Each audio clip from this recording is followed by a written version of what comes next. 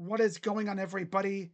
Crazy Dog back with my Browns Jets Week 10 game recap as the Browns went out on a gloomy, cloudy, rainy fall day in New Jersey at MetLife Stadium.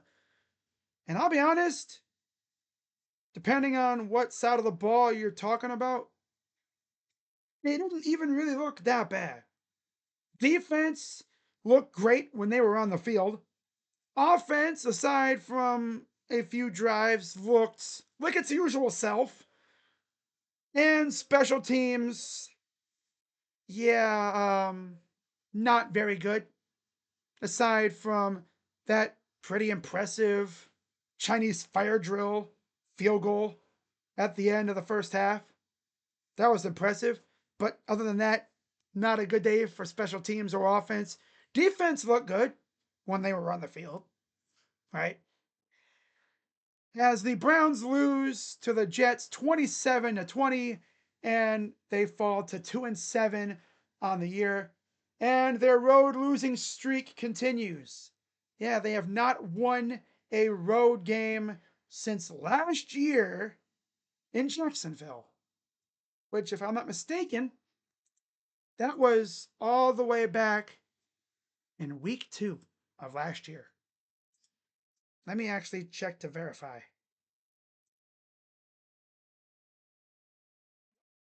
Week 2 of last year, September 15th.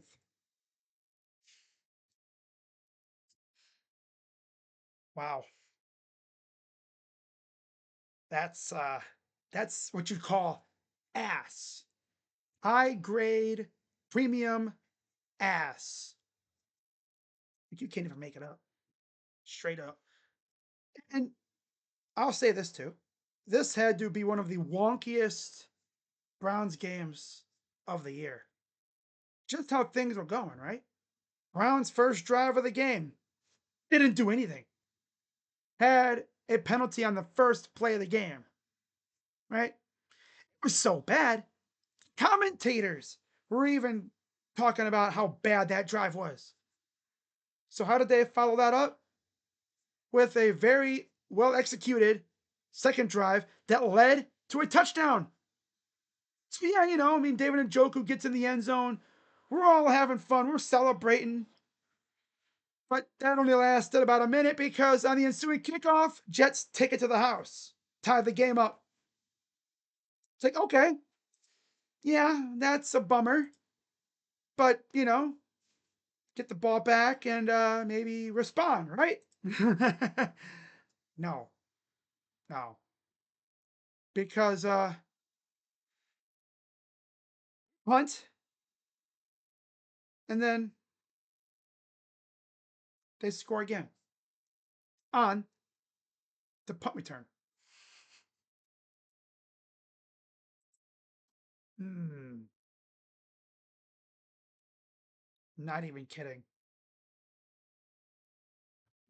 Literally, right after they scored the kickoff touchdown, we get the ball.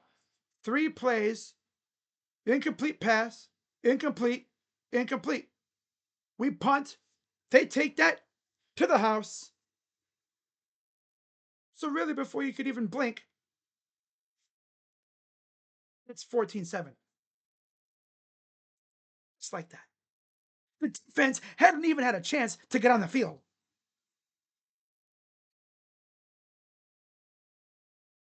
Wow. And then, the defense settled in, got some stops. And then the best part is Justin Fields threw the ball. We picked it off. 1 play later, we scored, tied the game up. They get a field goal. And then a little while later, we get a field goal to tie the game up again. And then really nothing else happened until the fourth quarter when Brees Hall would take a dump pass to the house. And that by far was the biggest play that offense had all game. 24-17. And then they would get a field goal. We responded with a field goal, and that was it. Yeah, wonkiest game for sure. Classic Browns, definitely. And what really pissed me off was at the very end. It was actually looking like they were going to force a punt. In fact, the Jets even went out and everybody in that stadium knew they were going to try to get us to jump off sides. So what happens? Cam Thomas jumps off sides. Here's how that last drive went, right? So it looked like we were going to get a stop. No, penalty. And then later on, the 5-yard penalty again. Yeah, 3rd and 16, right? It looked like we were gonna stop them. Putting on freaking Devin Bush. Automatic first down. They only had 2 minutes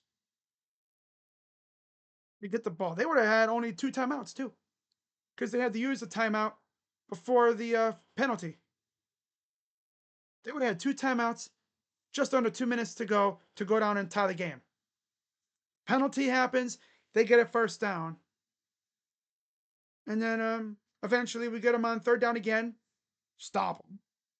4th down and 5, looking like, oh my god, we might get the ball back with just under a minute to go. No timeouts, but we'll see what happens. Freaking Cam Thomas jumps off sides, and that's game. It's pretty clear. Cam Thomas wanted to lose. Mm-hmm. He wanted to lose. He is in favor of the tank. Because everybody in that stadium, everybody on that sideline knew they were just going to try to draw us off sides. There was no way in hell they were going to actually want to play. Because they're the Jets. All they would have needed to do was have a bad snap or have Justin Fields do something stupid. And then they get stuffed. We get the ball back in prime territory. And we have a chance to go down and tie the game. But no, Bozo jumps off sides, and that's the game. So Browns lose 27-20. They are now 2-7 on the year. Again, still winless on the road. Haven't won a road game since week 2 last year when Deshaun Watson was the starter. Damn. And as far as what we got coming up next, oh yeah, it's the Ravens at home. Now I'm going to say this. One of 2 things is going to happen. Either one, the Browns do what they've been doing the last few years and actually beat the Ravens, because that's what's been happening these last few years. For some reason, the Ravens just cannot play ball in Cleveland. It's a different story in Baltimore. But they come to Cleveland, some weird stuff always happens. And then we got the Raiders. And then we got the Niners. Then we got the big game against the Titans, who are now 1-8 on the year. They're on a bye. It's possible we could see Shador versus Cam Ward. After that, you got Chicago, and they won today. Buffalo, they surprisingly lost. Then we have Pittsburgh. And again, just like Baltimore, we always play them very tough at home. And then Cincinnati to end the year, and by that time, Joe Burrow should be back. But would I even bring him back at this point? It's a waste. But yeah, I mean, for any pro tankers, you guys are loving life. For me, I don't really care. All I care about is my rookies look good and we get out healthy. So, yeah, nothing much else to say about that. So let's look at the post-game observations. Number 1, defense kept us in it. And they did. You take off those 14 points scored by the special teams, we win 20-13. Right? Yeah. They had field goal, touchdown, field goal. So yeah, 13. We win 20-13 if it wasn't for special teams. And that takes me to number 2. Send Bubba into the Hudson. Put him on one of those little tiny rubber dinghies and just set him afloat in the Hudson River. Send him off. And by the way, no or either.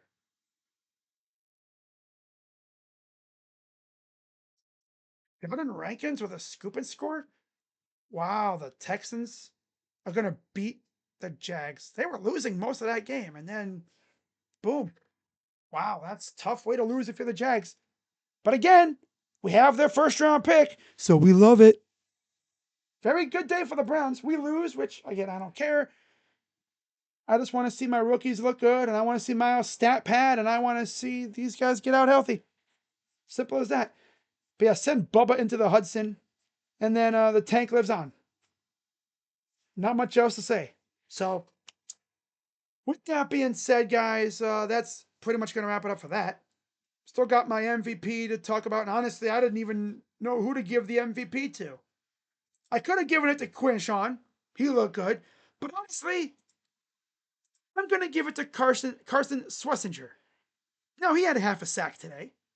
But just the fact that he was out there playing with a high ankle sprain 2 weeks after hurting himself. I didn't know if he was actually going to play today. High ankle sprains are tough, especially when you're playing on the notoriously bad MetLife turf that has claimed the lives of many ACLs and MCLs and meniscuses and ankles, appendages. That's tough. And he survived through it. I'll give him credit. He actually played really well. Mm-hmm. Damn near had a 2-for-1 tackle today, too. He was going after Hall and he took out Fields. Damn near took out both of them on that last drive. But alas, it is what it is. I don't really care about wins and losses anymore. Just better not mess up this draft, Andrew. Because this last draft was a banger. You do that again this draft, I think you'll be fine. Evan, on the other hand, Tommy Reese didn't do bad, right? He didn't do bad as play caller. I mean, look at how the offense was today. Dylan Gabriel, 17 of 32, 167 yards, 2 touchdowns, no interceptions. He did get sacked 6 times. I said during my stream, this offensive line is a bunch of old people and bums. I bet you next year we're going to have a completely different O-line. Completely different. Because obviously DeJuan Jones will be back. Possibly. Hopefully. You have DeJuan Jones. You're probably going to have somebody new at left guard because Batonio is retiring. Luke Whippler at center. Right guard. I doubt it'll be Teller. You could see Zinter or someone like that. And then right tackle is going to be someone new as well. Because Conklin, he's old. He's washed. Injury prone. Kind of surprised he actually lasted this game without an injury. It's a miracle. He's actually won a couple games without getting hurt. Progress. Love to see it. Quinshawn Judkins, 22 carries, 75 yards. Dylan Gabriel, 5 carries, 54 yards. Malachi Corley, 2 carries, 32 yards on the same type of play. Love to see that. 32 carries total, 158 yards. Not too shabby. Through the air, Jerry Jeudy finally got in the end zone. 6 receptions, 78 yards. They made it a point to target him big time today, given no Sauce Gardner.